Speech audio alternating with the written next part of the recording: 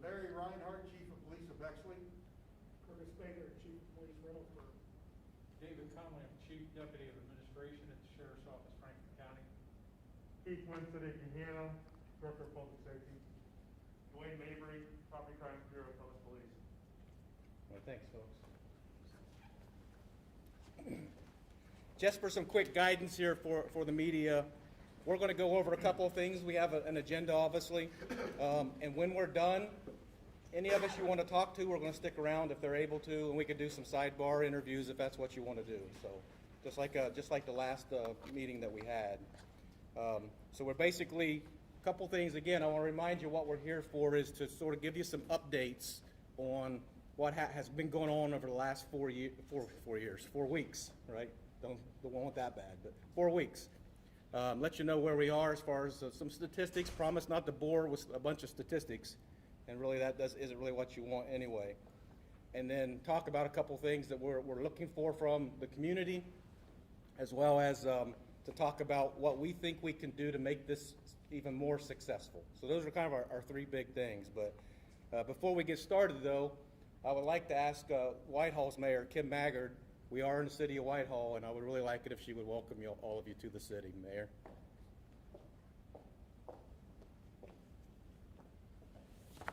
Thank you, Chief Crispin. And I would like to welcome everyone to this city of Whitehall and to this spectacular YMCA facility. First of all, I'd like to say how proud I am of Chief Mike Crispin's leadership in the Franklin County Chiefs Association. And I'm so appreciative of all the law enforcement leadership who are here today to update us on the county-wide juvenile crime issue. Now, approximately 4 weeks ago, the Franklin County Chiefs Association, in collaboration with the City of Columbus Department of Police, began the new Operation Game Over to bring more attention to the escalation of juvenile crime throughout Franklin County. I know all of you have been working so hard over the last few weeks, and at least in Whitehall it shows. Since starting this collaboration, Whitehall has seen a 50% reduction in juvenile crime, and stolen vehicles went from 23 to 4. I'm certain that it has also been successful in your areas as well. And I realize that we have to keep working hard, and that's why we're here today. All of our communities know and understand that the youth is the future of our communities, and yet our communities are experiencing unprecedented incidents of juvenile crime.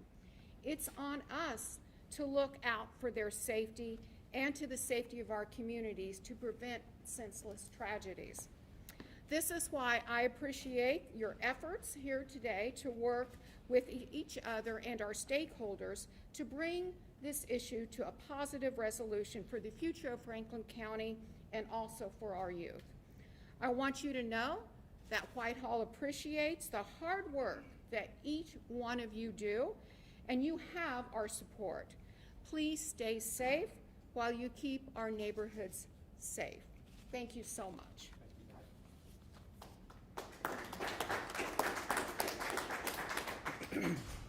So to kind of kick this off, I'm going to pop this off here so you can hear me on this.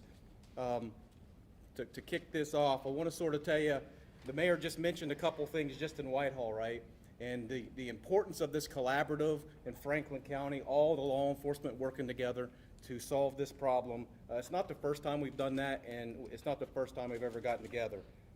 So we have a track record of success in this arena. So when she mentioned what has been going on in Whitehall, I personally, I know she did as well, the citizens do as well, thanks to all of my partners here that are in here helping us, the law enforcement, because that's a really fast, and we're a small town like this, and we're at 23 stolen vehicles in 4 weeks, and a lot of juvenile issues. To go down that rapidly in 4 weeks, it's a lot because of the work that our officers are doing, but it's also because of the efforts of collaborating with your officers and your teams too. So thank you very much for helping us with that. But with that said, it doesn't go away, so that's why we're still here, right? Just yesterday in Whitehall, we had one of our city vehicles stolen. right while the employee was out picking up the debris and stuff off the road. We haven't got it back yet. We'll get it back. If you see, it's got a little Whitehall on the side of the Whitehall, city of Whitehall on it. And then last night, we had a 13-year-old, two 15-year-olds, steal a vehicle from here in Whitehall, and we ended up chasing them in a pursuit, and we got them stopped. But the dangerous part about this, which is what we're concerned the most about, not just property crime, but we're concerned drastically about the fact that we got 13-year-olds driving vehicles, problem one. They haven't been licensed to drive vehicles, driving them fast and recklessly. That's a danger to themselves and the public. And in this particular case, and in so many of these cases, they also had firearms in the vehicle, one by the driver's side. So fortunately, nothing happened in that. We're so worried that, and I think every law enforcement officer in this room could say the same thing, very worried about being in a position where a 13-year-old, and we don't know their ages in the nighttime when stuff's happening, just someone jumps out of a vehicle with a gun in their hands, and the worst-case scenario happens. And so this is really what we're trying to avoid, right? Some really serious tragedies like that. And that just happened again last night, and it's happening all over the place in Franklin County, as the mayor mentioned. So while numbers are coming down in Whitehall, you're hearing on the news and you're seeing in other arenas that it's still popping up everywhere else, right? So it's certainly not mission solved yet. And so it's a serious problem for the community. It's a problem for those who are victimized. And so to start there, before I go any further, we're talking about stolen vehicles and we're talking about Whitehall briefly, but this is really about Franklin County. And the story you're about to hear is happening all over Franklin County. So I'm going to ask Scott, if you'd come up, Scott, from Bayer Chevrolet. They've been victimized a few times, and I'm going to let him tell you sort of what's happening to them and what their story is. Thanks, Scott. Good morning. I'd like to thank the Franklin County Chiefs Association and Officer Chief Crispin for having us up. I'm Scott Basinger with Byers Auto Group. We're right across the street out here. We're in Whitehall, we're in Grove City, we're in Dublin, and we're also two other locations in Delaware County. So we're very well represented in Central Ohio, represent about 700 employees, and this affects all of our employees and our businesses very negatively. We've had, I believe, 9 cars stolen in this ring in the last 4 weeks. 2 as shortly as I believe 2 weeks ago was the last ones. And there's a lasting impact on this because it's not just our vehicles that are stolen off our lot. They have been, entering our businesses and actually stealing customer cars. And these customers are relying on us to safekeep their cars, repair their cars, and get them back to them. And there's a huge impact of what happens to them after the fact. They don't have their cars, and then they have to get replaced, and there's a whole situation with that. They also stole keys from us, so they didn't get the cars, but they just randomly stole keys. So we're having to replace keys for customers, and that's not the easiest thing to do because of security, they're just not laying around. You can't just buy them quickly and get them fixed. So there's a huge impact on the community as well. I have 2 children of my own, and this kind of hits it home for me because and they're both teenagers, and to hear that this is happening at this level, and I can't even really fathom that kids my age would be doing this. So the impact on us is it is what it is. It's a monetary item. I can monetize it. I choose not to do that here today. It's not a small impact, but we're having to look at how we're protecting our buildings and securing them and so forth. But it's a really unfortunate thing, and I just wanted to stand up here amongst the car dealers in Central Ohio and say hopefully we can put an end to this. And thank you for your organization and the Franklin County Chiefs organization for really seeing this as a huge opportunity to get this stopped. So thank you, Scott. Yeah, thank you.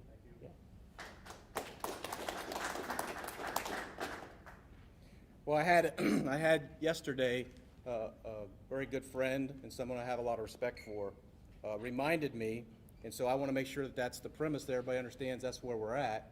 And he reminded me that we are the adults, and it's just a matter of us go ahead and taking charge and tell them to stop it, and we will always outlast them. And these are kids, and some of them are very violent, and we recognize it, and some of them are very dangerous, and we recognize that as well. And we're not trying to downplay that, and in fact, that's why we do what we do. But he's exactly right. He's right the fact that this isn't something we're in here talking about doom and gloom. We're telling you what we're going to do to stop it, and it will stop, and we are going to stop it. So That's a very important message to take away from here.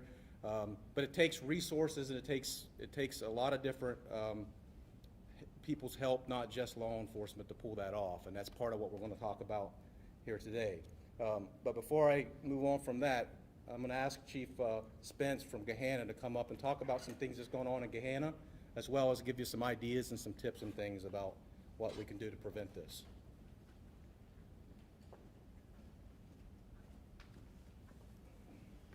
Thank you, everybody, for coming today. Speaking of Gahanna, just within the last week, we had a carjacking in which force was used on a employee of our Kroger store, incidentally, which was very close to our police station. This occurred in the early evening hours. That victim is going to be okay. We subsequently, with the assistance of the Franklin County Sheriff's Office, an arrest was made.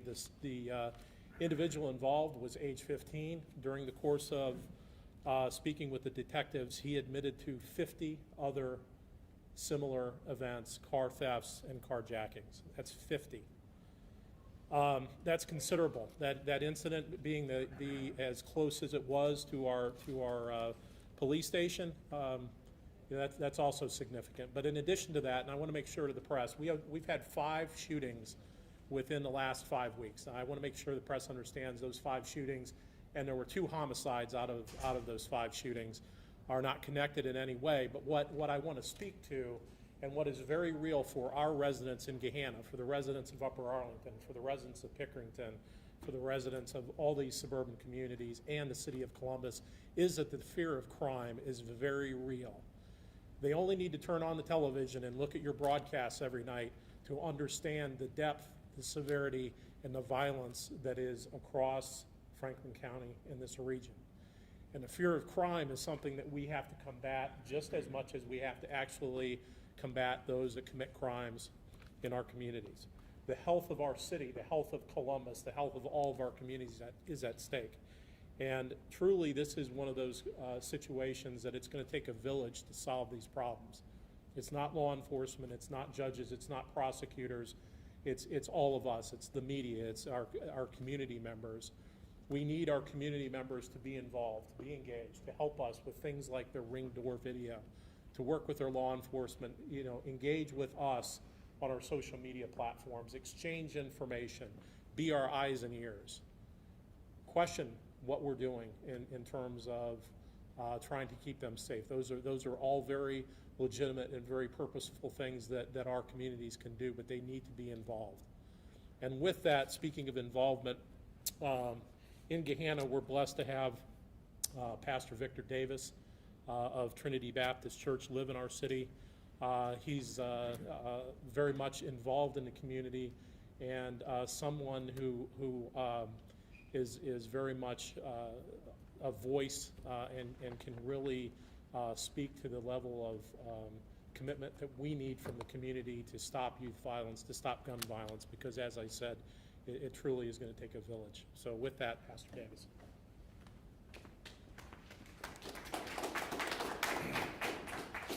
Thank you, Chief Spence, and to all of you, good morning. As a pastor in the community, I am not only called to be a prophet and a preacher and a priest from the pulpit, but I'm also called to do the same in the community.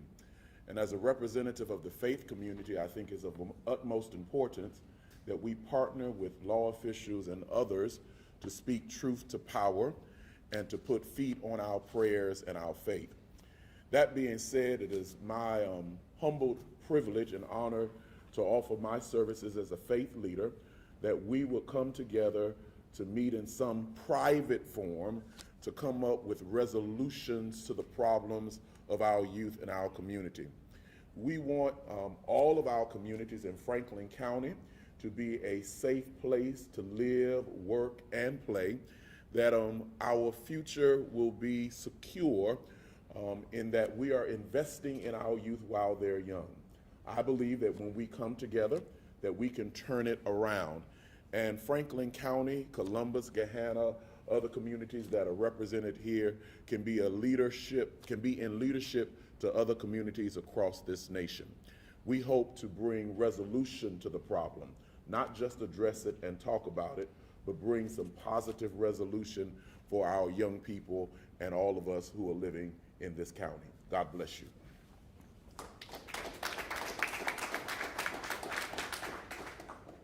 Thank you, Pastor. I don't know if you ever had a speech class, you're always, the bottom footnote is never follow a pastor. No, in all seriousness, we do sincerely appreciate you making that offer. Certainly as an association, we would accept it in a heartbeat. In fact, I will probably reach out myself, and anybody else is welcome to do the same, to all the stakeholders who are associated or think they're associated with helping solve this problem of juvenile youth crime. And that could include parents. I think parents need to be there as well. If you can find some parents that are struggling, maybe you have some ideas, and as well as obviously the judges and the prosecutors and ourselves, and you name the list, all the other juvenile assistance programs we have in government. So, Pastor, I will look probably this week or next week, and we'll get together and get a date set up, and we'll find out what works best for everybody. I'll work through Chief Spence here and we'll get a date set up. But thank you so much for making that offer. I think that's vital to solving this problem. Law enforcement does not, never has, and never will want to just lock everybody up, because that doesn't do anything, right? So and they're 13 and 14, for goodness sakes. We just want the crime to stop, and we just want some help from the community to do that. So thank you very much for that. And on top of that, we had, you mentioned a couple things, Pastor Woods, about people being afraid or being scared. And we had a gambit of people that we were going to bring in here to talk, some victims, right, to sort of tell people their story, what's happening. And one by one, and I don't blame them, I understand, but one by one, they backed out, right? And they backed out because they're afraid. They don't want their face on TV. And if in Franklin County, that's unacceptable, right? You should not be at that level of fear. And so that's our job. That is our duty to stop that, to put an end to that kind of fear and violence, and that's what this collaboration is about.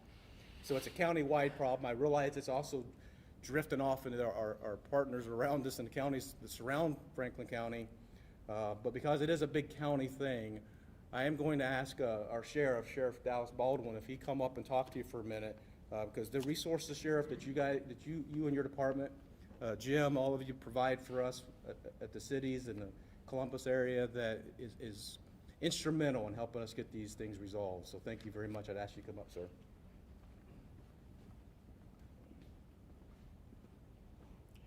Thanks, Chief Chrisman, appreciate it. And here I am following a pastor, like they said don't do. Thanks, Doctor, for being here, and Mayor. And thanks to all the chiefs for being here. Like Chief Chrisman said, and like they've all said, this is a huge problem. You know, Franklin County is a place where you should not be afraid. You should be able to go about your business and not worry about being victimized. But we have a huge juvenile crime problem, starting with stolen cars, but that's changing drastically into assaults, crimes with weapons, robberies. It's going to end up in a violent confrontation, and the last thing we need is another violent confrontation between law enforcement and young people in this county.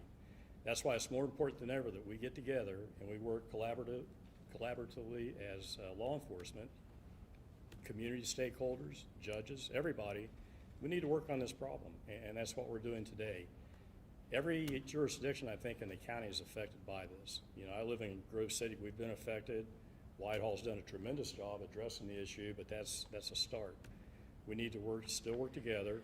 Like I said, every jurisdiction within the county is affected negatively by this, and it's on us to do it. We're the professionals. It's our job to do it. But with the help of the community, with the help of the stakeholders, with the help of all the other law enforcement, that's what we're going to do. As a sheriff's office, we're affected probably a little less than most of the jurisdictions, but it's our job to come out and work with those jurisdictions and provide all the resources that we can, and we're going to do our part. We're going to be there, and we're going to work with the communities. And like has been said, this is not about putting a lot of people in jail. This is about identifying youth that maybe could be redirected, and we can do our part to help them out and solve this problem. So again, just thank you for everybody being here. Thank you to the media for covering this. It's a very important topic, and again, thank you.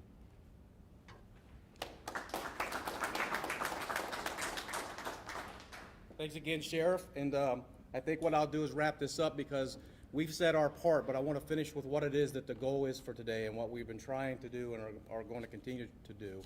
And that is, from a law enforcement perspective, Operation Game Over is not over, correct? I'm gonna make sure they were on my team on that. No, it's definitely not over, right? We're still doing what we need to do. For the youth who, if they happen to be listening, understand that if you commit these crimes, you're going to run into a law enforcement officer somewhere, and we're going to get you to the right resources. That could be jail, that could be somewhere else, but somewhere you've got to stop hurting people as well as yourselves. So that's step number one. Step number two is asking the community to please do your best. There are little things that you can do as a community that would help us out as well as yourself. And it is lock your stuff up, lock your keys up, right? Quit leaving your car running and warm up. I realize it's cold, but when we start hearing about these kind of things, it's a good time to bundle up and go start your car and ice it off and scrape it off, and don't let it sit out there and run, because they're watching for that, right? Literally driving around looking for cars that are just running. Ladies in particular, with your purses. I know my wife has big ones, and they're really nice, right? And they're fancy, and they cost a lot. So, but you might want to bring that down just a little bit and maybe carry just what you need, because that's really kind of a target right now. And if you're coming out of the shopping store by yourself and that's hanging on your shoulder, you have a high probability in some of these areas of having someone run up to you and knock you down and take that purse away from you, as well as your cars, leaving your doors open while you're loading up your groceries. And I could just keep going on, but a lot of this is some common sense stuff, right? And so pay attention to your environment. Try to go out and do things in pairs or with people with you until we bring this down a little bit. And I really appreciate all the help that they're doing in the community.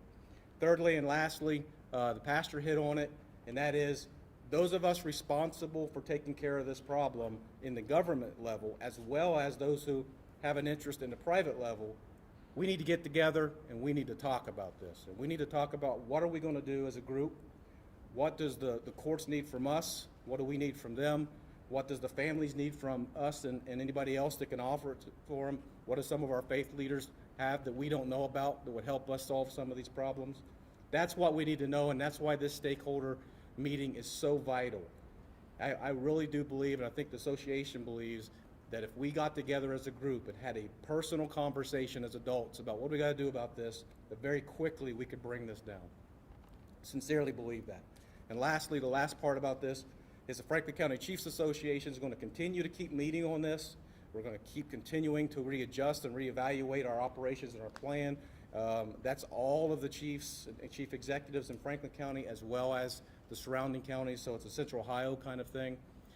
We meet monthly, and part of us meet every week on a Monday. So there's a lot of discussions. It's not a press conference and then we talk about it 4 weeks later. It is an everyday, constant, 24/7 project for us. And so have some confidence. We'll get this solved, but we need everybody's help to do that. With that said, we'll finish this up with some questions and answers. If you have some questions from the media, you probably do, right? So, but not just to hear from me, anybody can sort of answer your questions.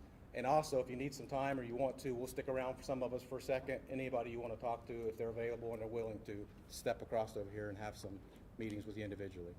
Lacey? Chief, you mentioned that in Whitehall you've seen a reduction in the stolen cars. Is that just in Whitehall or is that across the county? So one of the things, that's a great question, and we were discussing that this morning, right? Some areas have an increase in issues, clearly, right? This is a county-wide problem, so from a county perspective, we still have an issue, right? From a Whitehall perspective, things are going well for a moment, although I just mentioned what happened last night, right? So we don't take our foot off the gas. So each one of the chiefs probably have a different answer for you for what's going on in their areas. Some of the chiefs aren't here today and had other reasons they couldn't be here, and if they were here, would say, hold on a second, it's not going great where I'm at, right? And they're exactly right. And that's where we come in. Once we have a good thing going on where we're at in Whitehall, because of our partners, and Reynoldsburg I think is doing well right now too from those previous times. These are our local partners on the east side. Well, we then reach out and start helping them over on the west side, right? And you probably have seen some pictures and wondering why you see a Whitehall cruiser or a Reynoldsburg cruiser on the hilltop. That's not Whitehall, right? We're sort of helping out and helping each other out. So, so I don't know what everybody's statistics are in general, and we don't really have a collective position. And that's part of one of our plans is how do we communicate, measure everything exactly the same so that we're able to communicate exactly this is success or not success. So I guess my question is, do you think they've gotten the message in Whitehall, or they're just moving to other parts because they know you've cracked down in Whitehall? I'm not sure since I haven't asked them that question. But Whitehall has been pretty aggressive like other places. And it could be that they've decided they don't come here because we have had some really strict blitzes here in the last couple weeks. But I think others are doing the same thing. It's not like anybody else is trying not to do something, right? So it could be that. It could be multitudes of things. Just maybe it's shifting, right? We kind of like look at this, and I do. You think of the birds when they're in the sky and they're flying and things are happening, right? And you wonder what makes them all of a sudden as a group just shift and go somewhere else. I don't know. I don't know what caused that, right? And I'm not about to say, hey, we got it solved in Whitehall, because next thing you know, I'm holding press conferences and saying, hey, we got major problems in Whitehall again. So we're just counting our blessings right now in the city. And now while we have a law, we're offering our resources to help others like they did us. So I hope that answers your question. Yes, sir. How many of these juveniles that have been arrested in the past month or since this all started are you seeing as repeat offenders? The one last night was a repeat offender, for example. There's a lot of repeat offenders. I don't know the number. I couldn't tell you the number. But the ones we see consistently, obviously, are repeat offenders. Some of the more violent ones are repeat offenders. And how is that for you, seeing these same faces over and over again? Well, for us, I mean, it's the big, broader problem, right? It's the how do we deal with changing behavior? We talked about it earlier and said, listen, there's two separate branches here of this response. There's the executive branch where we work for the mayors or the sheriff has his issues, right? So we are responsible for catching them and turning them over to a different branch, and they're working really hard, and we're communicating with them. And by the way, if I may repeat, I hope they will be at the stakeholders meeting so we can have that conversation in person about what can we do extra that they're looking for and they need from us, right? It's a tough decision because you guys hear us telling you the stories, right? We're telling you what happened. We're talking about a 13-year-old with a firearm in their hand, and when we get them and bring them in, you're just hearing, oh my goodness, I can't believe you got a 13-year-old running around making the community unsafe with a firearm. How dangerous. We think that too, and then they're sitting in a seat in front of us, some of them, not all of them. Some of them are very violent. I'm not going to even try to downplay that. But let's not forget, we also have a 13-year-old about an hour later sitting in our office with tears running down their eyes wanting their parents, right? There is a balance here that we've got to all figure out as a group. So yes, it is frustrating to see repeat offenders doing the same thing, and it's frustrating for everybody involved in the criminal justice system. So I hope that answers your question, but I mean, clearly it's an obvious answer that everybody's frustrated with repeat offenders. That being said, when you do bring those juveniles in, when you do question them, over the last couple of weeks, what have been some of the standout things that you have heard from them as why they've done it, why they're doing it, and do you see any, is this just street crime, or do you see any gang affiliation at all? Well, let me answer the first part of that, and that's a great question, and it's, I think we mentioned this like 4 weeks ago. We talked about how this can be somewhat of a game to them, hence the phrase game over kind of thing. But I will say to you that even the one last night, for example, our officers or detectives were asking them, you know, why are you doing this, or why you got a gun, you're 13, and because it makes them look cool, was his answer. Well, I don't know if that's phrase for phrase, but that's what he told me this morning. His answer was, because it makes me look cool, right? So they're learning this stuff, whether it's from social media, video games, or whatever, which also emphasizes more and more the juvenile nature of this versus the very serious adult crime, right? Even though what they're doing is very serious adult crime. So to them, it's fun, right? Some of them, it's just fun. We're just having a blast, and there's not, it's you know, they're living kind of risky, and they're teenagers, and the natural way of teenagers is to rebel at times, and so this is just what we're dealing with. Now, if it's gang affiliation, I'm not a gang expert on that myself, and I'd have to bring the ones in here who were.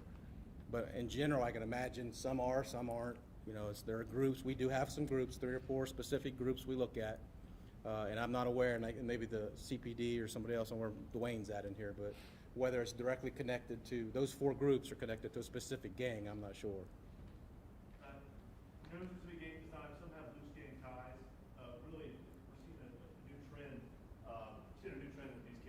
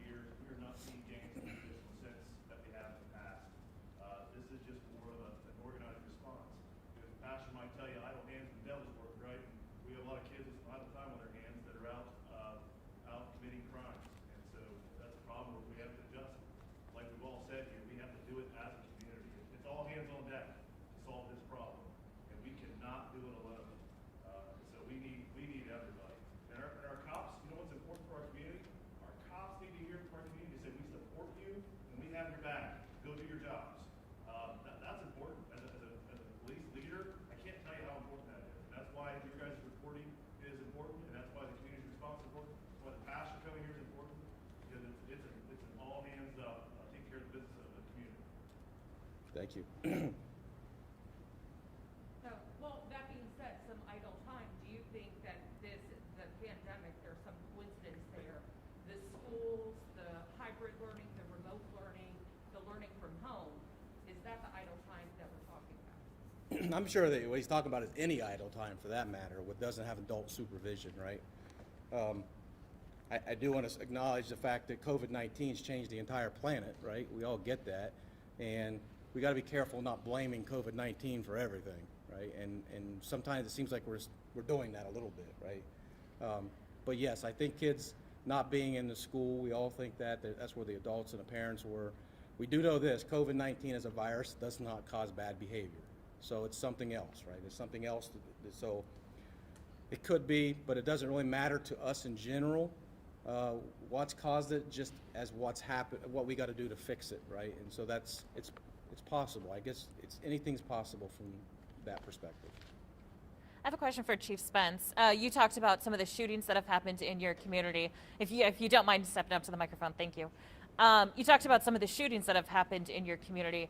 Are you saying there's a direct correlation between some of the juveniles and the spike in crime with the car thefts and the purse thefts and some of the other violent crimes that you're seeing? No, and what I wanted to make clear is that the 5 shootings over the course of 5 weeks for us in Gahanna is unprecedented. And at this time, we don't have any information that any of those shootings are connected to these groups. What I wanted to stress with everybody is really the fear of crime element. And you know, those, our residents truly, and again, the unknown factor is maybe some of our residents in Gahanna haven't been a victim of crime, but they only need to look to the 6 o'clock news when they're seeing all of these things. And a lot of these things are starting to hit home. We just had an incident the other day, or last night, at Easton. You know, Easton borders the city of Gahanna. So what happens at Easton very much impacts the fear of crime for our residents. We just had the situation that culminated in the shooting at Polaris, started with a carjacking at a gas station just to the west of the city of Gahanna. So your question is, were those shootings connected? The answer is no. One of them is still under investigation. One of them definitely was not. It's more, I'm trying to illustrate what these incidents, and especially this carjacking the other day, happened within feet of our police station at a very busy time for our Kroger store on the south end of Gahanna. Again, that fear of crime is permeating our communities, and it's almost debilitating for some, and we've got to get a handle on it. Did that answer? Yeah, thank you. Okay. Any others?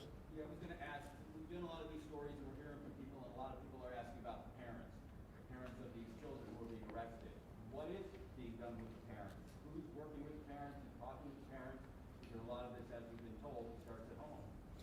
Yeah, so Whitehall, I think Whitehall, I know Columbus is, and we are. I don't know if any other agencies are a part of this or not, but I know we're a part of the diversion program. And in the diversion program, one of the things that we do, and when they meet certain criteria, we work with their parents, we work with the juveniles, and we have them do, not us personally, but the juvenile court system does, has a program that sort of mentors them and has them do projects, and they work with their parents. Their parents are part of that project, right? And so in that sense, the parents do get involved in that. And do we sometimes interact with the parents? Yes. Sometimes we're making those phone calls and we talk to them. Sometimes they come to the scene. Sometimes they'll help us. Sometimes they're at the station. And as the pastor and others have mentioned, some of these youth are not benefiting from that type of family environment. So that's why we're talking about the whole group being a part of this, the whole community helping us. Well, that's what I'm asking. In light of that, is this diversion program working? Does it need to be tweaked? Do there need to be some improvements to this? Because obviously the kids are still getting out there and still committing the crime. Well, some of our repeat offenders wouldn't qualify for that diversion program. Some of the ones that you mentioned earlier about the more violent ones who repeat felons, they don't qualify for that. So we break up from an enforcement perspective, and then the courts take it from their own different perspective, and we sort of look at things from what's been their past, right? And if we can call a parent, and sometimes you'll see them show up with a parent, and they're just super. With their parent shows up, I should say, and they're just very disrespectful to their parents and stuff, right? And so the idea of just turn them over to the parent doesn't seem like it's going to work at this point, right? And so then we move them into the system. And other times, the parents, you can tell, are going to take care of making sure this doesn't happen again, right? So we have to deal with this on a individual basis. So there isn't a real good blanket answer to your question because they are juveniles. And so is the diversion program successful? I think so, or it wouldn't still be in place, right? So I think we currently, from my last report, just in Whitehall, I think we had 9 or 12, I can't remember, students or juveniles still actively participating in the program. And that in and of itself demonstrates success because if they're not succeeding through it, they're taken out of it. So we haven't had anybody so far removed from it. So, and I'm unaware of anybody that we've had in the diversion program that we've arrested again yet. So, does that answer that question? Anybody else have any? So if you have some more questions, media, we'll step off the side if you want to have some individuals. I just want to remind everybody what our perspective is from law enforcement. We have an absolute duty and responsibility to protect people's life, liberty, and property, and that's what we're trying to do, and we're going to continue to do it. And we are going to have this stakeholder meeting, Pastor. Thank you so much. And when we do, I think you're going to see a lot of success come out of that. So I hope that we have maximum participation with that. That's if you take anything away from today, this stakeholder meeting will put adrenaline on the efforts that we've been doing if everybody shows up to the table, and that's very, very important. And lastly, thanks, Mayor, and everyone that showed up, our guests that should come and talk about their situations. Again, some were afraid to do that, and so I understand, and we need to fix that. So thank you all. All right.